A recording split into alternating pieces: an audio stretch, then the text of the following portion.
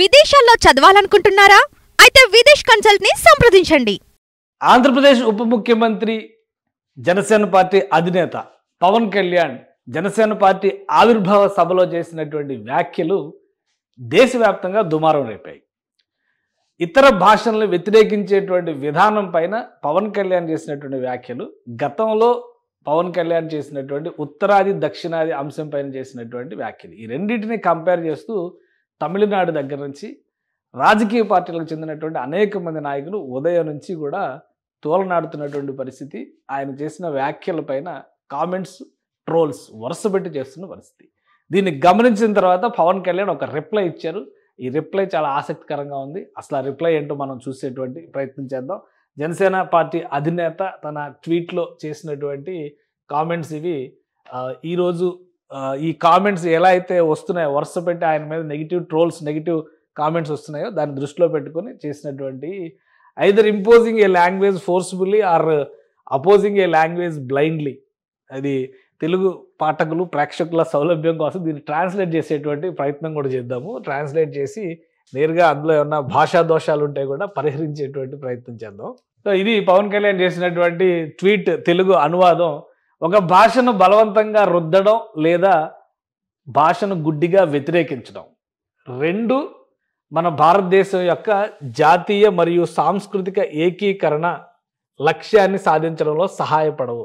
అంటే cultural identity and integrity, దానికి సంబంధించి సాంస్కృతిక నేషనల్ జాతీయ సాంస్కృతిక ఏకీకరణ అనేటువంటి విషయంలో ఒక భాషని గుడ్డిగా బలవంతంగా రుద్దడమైనా, అలానే గుడ్డిగా వ్యతిరేకించడమైనా, ఈ రెండు కూడా ఏమాత్రం పనికిరావని చెప్పని చెప్తున్నారు. నేను ఎప్పుడూ హిందీని ఒక భాషగా వ్యతిరేకించలేదు, దానిని తప్పనిసరి చేయడాన్ని మాత్రమే నేను వ్యతిరేకించాను. ఇక్కడ క్లారిటీ ఇస్తున్నారనమాట. గతంలో ఎందుకు ఆయన వ్యతిరేకించారు, హిందీని వ్యతిరేకించలేదు, హిందీని కంపల్సరీ చేస్తామనేటువంటి వాదనను మాత్రమే వ్యతిరేకించానని చెప్తున్నారు. దానికి సపోర్టింగ్గా ఇంకో మాట చెప్తున్నారు Pavan Kalyan. NEP national education policy 2020 స్వయంగా హిందీని అమలు చేయనప్పుడు దాని విధించడం గురించి తప్పుడు కథనాలు వ్యాప్తి చేయడం ప్రజలను తప్పుదారి పట్టించే ప్రయత్నం తప్ప మరొకటి కాదు. ఎన్ఈపి 2020 ప్రకారం విద్యార్థులు విదేశీ భాషతో పాటు ఏవైనా 2 భారతీయ భాషలని వారు మాతృభాషతో సహా నేర్చుకునే వెసులుబాటును కలిగి ఉంటారు. వారు హిందీని అధ్యయనం చేయకూడదనుకుంటే తెలుగు, తమిళం, మలయాళం, కన్నడ, మరాఠీ, సంస్కృతం, గుజరాతీ, అస్సామీ, కాశ్మీరీ, ఒడియా, బెంగాలీ, పంజాబీ, సింధీ, బోడో, డోగ్రీ, కొంకణి, మైథిలి, మైటీ, నేపాలీ, సంతాలి, ఉర్దూ లేదా ఏదైనా ఇతర భారతీయ భాషను ఎంచుకోవచ్చు.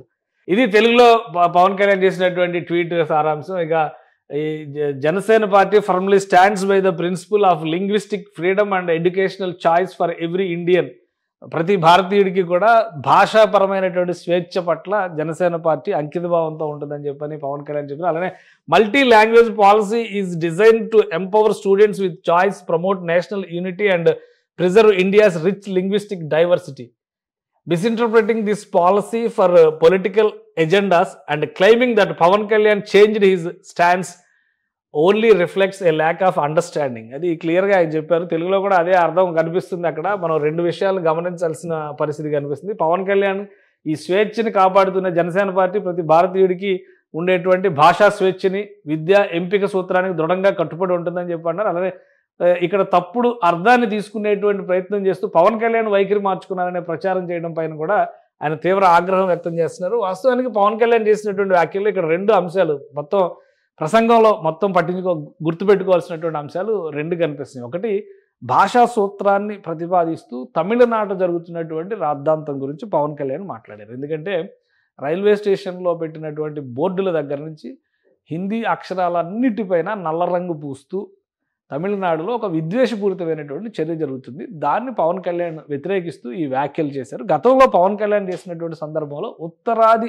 ఆధిపత్యాన్ని వ్యతిరేకిస్తాం దక్షిణాది పైన అనేటువంటి మాట స్పష్టంగా చెప్పారు. భాష పరంగా బలవంతంగా రుద్దేటువంటి ప్రయత్నం చేస్తే దాన్ని ఖచ్చితంగా వ్యతిరేకిస్తామని పవన్ కళ్యాణ్ చెప్పారు. ఇప్పుడు చెప్పినటువంటి మాటలు ఏంటంటే, గుడ్డిగా ఏ భాషని వ్యతిరేకించడం సమంజసం కాదు, ఇప్పుడు అన్ని భాషలు కలిసి ఒక దేశంగా ఆవిర్భవించాలనేటువంటి సూత్రాన్ని మన రాజ్యాంగం ప్రబోధిస్తున్నప్పుడు దాన్ని రాజకీయ వైషమ్యాల కోసం ఉపయోగించడం నేరం అనేది పవన్ కళ్యాణ్ చేసినటువంటి వ్యాఖ్య. అయితే దాన్ని ఎవరికి తోచిన రీతిలో వాళ్ళు ఇంటర్ప్రెట్ చేస్తూ వెళ్తున్నారు, ఎవరికి తోచిన పద్ధతిలో వాళ్ళు మాట్లాడుతూ ఉన్నారు.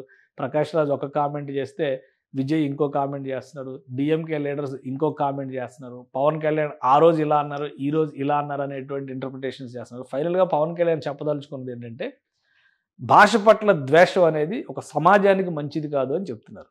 అది ఖచ్చితంగా. అలానే భాష నేర్చుకునేటువంటి విషయంలో మేము 2 భాషలే నేర్చుకుంటాం అనేటువంటి మొండి వైఖరిని మొదటి నుంచి కూడా ఇప్పుడు 1928లోనో 1932లోనో 1952లోనో 1964లో జరిగినటువంటి భాషా ఉద్యమాల గురించి మాట్లాడుతున్నటువంటి పరిస్థితి తమిళనాడులో ఉంది. భాష కోసం రాష్ట్రమే కావాలని పోరాడినటువంటి ఆంధ్రప్రదేశ్ ఈరోజు 2 భాగాలుగా మారి 2 రాష్ట్రాల్లోనూ తెలుగునే మాట్లాడుతున్నారు, వేరే భాష ఏం మాట్లాడట్లేదు. అందుకనే పవన్ కళ్యాణ్ చెప్తున్నటువంటి మాట ఏంటంటే ఈ బహుభాషా సూత్రాన్ని పాటించండి. ఇటీవల చంద్రబాబు నాయుడు గారు ఢిల్లీ పర్యటనలో ఉన్న సందర్భంలో కూడా ఈ 2 భాషలు త్రిభాషా సిద్ధాంతం గురించి అడిగినప్పుడు ఆయన ఒక మాట అన్నారు, నేను 10 భాషలు నేర్చుకోమని చెప్తున్నానని. ఇప్పుడు పవన్ కళ్యాణ్ గారు చెప్తున్న మాట కూడా అదే, 1 కాదు 4 భాషలు నేర్చుకోవాలని చెప్తున్నాడు. వాస్తవానికి 4 భాషలు నేర్చుకోవడం వలన ఇంకా ఎక్కువ అడ్వాంటేజ్ ఉందనేటువంటిది గతంలో కూడా చరిత్రపరంగా చూస్తే కూడా నిరూపణ అయింది. మద్రాస్ ప్రెసిడెన్సీకి ఒకప్పుడు అధికారిక భాషలు 4 ఉండేవి. తమిళ్తో పాటు తెలుగు, ఒడియా, మలయాళం, కొంత భాగంలో కన్నడ కూడా ఉండేటువంటి పరిస్థితి. అంటే భాషా ప్రయుక్త రాష్ట్రాలు ఏర్పడిన తర్వాత ఒక రకంగా ఒక భాషా సమాజం ఒక దగ్గరికి పరిమితం అయిపోయినటువంటి పరిస్థితి కనిపిస్తుంది. ఈరోజు ఇప్పుడు గ్లోబలైజేషన్ పాలసీల నేపథ్యంలో ప్రతి ఒక్కరూ ఫ్రెంచ్ నేర్చుకోవాలి, జర్మన్ నేర్చుకోవాలి, జపనీస్ నేర్చుకోవాలి. ఎందుకంటే టెక్నాలజికల్ ఇంటిగ్రేషన్ అనేది ప్రపంచవ్యాప్తంగా జరుగుతుంది. దాన్ని దృష్టిలో పెట్టుకుని ఆంధ్రప్రదేశ్ ప్రభుత్వంలో ఉన్నటువంటి ముఖ్యమంత్రి, ఉప ముఖ్యమంత్రి కూడా 4 భాషలు నేర్చుకుంటే ఎక్కువ ప్రయోజనం ఉంటుంది అనేటువంటి మాట చెబుతూ వస్తున్నారు. కానీ ఇది రాజకీయంగా టర్న్ అవుతున్నటువంటి పరిస్థితి కనిపిస్తుంది. ఇప్పుడు ఈ ట్వీట్ సారాంశంలో కూడా పవన్ కళ్యాణ్ చేసినటువంటి వ్యాఖ్యలు అదే, ఏ భాష అయినా నేర్చుకోవచ్చు. ఇంకోటి ఏంటంటే ఎడ్యుకేషన్ పాలసీ 2020 అనేది చాలా కీలకమైనటువంటి మార్పులను ప్రతిపాదిస్తుంది. చదువులో విద్యా వ్యవస్థలో మార్పులు తీసుకురావడంతో పాటు విద్యా వ్యవస్థను ఏకీకృతం చేసే విధంగా నడుస్తుంది. సిబిఎస్ఈ వేరు, స్టేట్ సిలబస్ వేరు అని ఒకప్పుడు ఉండేది. ఇప్పుడు అన్ని సిలబస్లు ఒకటవుతున్నటువంటి పరిస్థితి వస్తుంది. దానికి ప్రధానమైన కారణం నేషనల్ ఎడ్యుకేషన్ పాలసీ. అలానే భాష పరంగా తీసుకోవాల్సినటువంటి అంశము సామాజిక శాస్త్రాలు, శాస్త్రీయ అధ్యయనాలు, ఈ రెండింటిని ఇంటిగ్రేట్ చేయడము. ఎంబైపీసీ లాంటి కాంబినేషన్స్ ఈరోజు ఎందుకు పుడుతున్నాయంటే నేషనల్ ఎడ్యుకేషన్ పాలసీ 2020 వలన. అలానే యూరోప్ లాంటి దేశాల్లో ఫారిన్ లాంగ్వేజ్ నేర్చుకోవడం అనేది మ్యాండేటరీ. ఒక చిన్న ఉదాహరణ ఏంటంటే సోనియా గాంధీ గారు రాజీవ్ గాంధీ గారిని ఎందుకు కలిశారు? ఆమె ఇంగ్లీష్ నేర్చుకోవడానికి ఇంగ్లాండ్ వెళ్ళారు, రాజీవ్ గాంధీ గారు అక్కడ చదువుకోవడానికి ఇంగ్లాండ్లో ఉన్నారు కాబట్టి ఇంగ్లీష్ నేర్చుకునే క్రమంలో వాళ్ళిద్దరు పరిచయం జరిగింది. అసలు ఇంగ్లీష్ ఎందుకు నేర్చుకోవడానికి వెళ్ళారంటే అక్కడ ఉన్న ఎడ్యుకేషన్ పాలసీ ప్రకారం చూసినప్పుడు వేరే ఏదైనా ఒక భాష, మాతృభాషతో పాటు వేరే 2 భాషలు నేర్చుకోవడానికి యూరోపియన్ ఎడ్యుకేషన్ సిస్టంలో వెసులుబాటు ఉంది. అందుకనే ప్రతి జర్మను ఇంగ్లీష్ మాట్లాడగలుగుతారు, ఇటాలియన్ మాట్లాడగలుగుతారు, లేదా స్పానిష్ మాట్లాడగలుగుతారు, లేదా ఫ్రెంచ్ మాట్లాడగలుగుతారు. కాబట్టి యూరోపియన్ కంట్రీస్ అన్నీ కూడా ఒక డిఫరెంట్ ఎడ్యుకేషన్ మోడల్ని ఫాలో అవుతున్నాయి. చిన్న చిన్న దేశాలుగా ఉన్నా కానీ భాష పరంగా, కమ్యూనికేషన్ పరంగా ఎలాంటి సమస్య ఆ దేశాల మధ్య ఉండడం లేదు. దానికి ప్రధానమైన కారణం అక్కడ ఉన్నటువంటి విద్యా విధానం. ఈరోజు భారతదేశంలో 500 భాషలు ఉన్నాయని చెప్తున్నాం, అధికారికంగానే 23 భాషలు లెక్క చెప్తున్నాం. కానీ ఒక భాషతో ఒక భాషకు సంబంధం లేనటువంటి సమాజాన్ని నిర్మించుకుంటే కనుక భవిష్యత్తు అంధకారం అవుతుందనే నేషనల్ ఎడ్యుకేషన్ పాలసీ 2020 చెబుతుంది. అందుకనే బహుభాషా విధానాన్ని ప్రోత్సహించాలి అనేది కేంద్ర ప్రభుత్వం ఒక విధానంగా తీసుకుంది. కానీ కేవలం హిందీని ఒక బూచిగా చూపించి తమిళనాడులో రాజకీయంగా జరుగుతున్నటువంటి పోరాటాలని ఇతర రాష్ట్రాలకు వ్యాప్తి చెందకుండా ఉండేటువంటి క్రమంలో కొంతమంది నాయకులు చేస్తున్నటువంటి వ్యాఖ్యలు, అదే క్రమంలో పవన్ కళ్యాణ్ కూడా భాషా విధానం పైన తన అభిప్రాయాలు తెలియజేశారు. దాన్ని గతంలో చేసినటువంటి పాలసీలు 2020లో వచ్చింది ఎడ్యుకేషన్ పాలసీ. పవన్ కళ్యాణ్ గారు 2011లోనో 2016లోనో 14లోనో చేసిన కామెంట్స్ 2020 ఎడ్యుకేషన్ పాలసీ తర్వాత ఇర్రిలవెంట్ అని అనుకోవడానికి కూడా అవకాశం ఉంటుంది కదా. కానీ దీన్ని పక్కన పెట్టేసి కేవలం రాజకీయంగా పవన్ కళ్యాణ్ చేసినటువంటి వ్యాఖ్యలను టార్గెట్ చేయడం అనేది ఒక పనిగా పెట్టుకోవడం పైన ఆయన అసహనం వ్యక్తం చేస్తున్నారు. దానికి కారణంగానే ఈ ట్వీట్ చేశారు. ఇది కేవలం రాజకీయ దుమారంగా తమిళనాడులోనే పరిమితం అవుతుందా, ఇతర రాష్ట్రాలకు వ్యాపిస్తుందా? ఇది కూడా చాలా కీలకమైనటువంటి అంశం.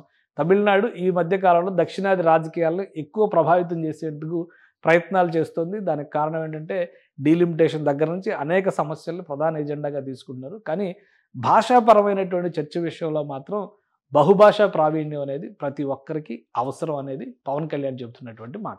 సుమన్ టీవీలో మీ పర్సనల్ అండ్ బిజినెస్ ప్రమోషన్స్ కోసం కింది నెంబర్కి కాంటాక్ట్ చేయండి.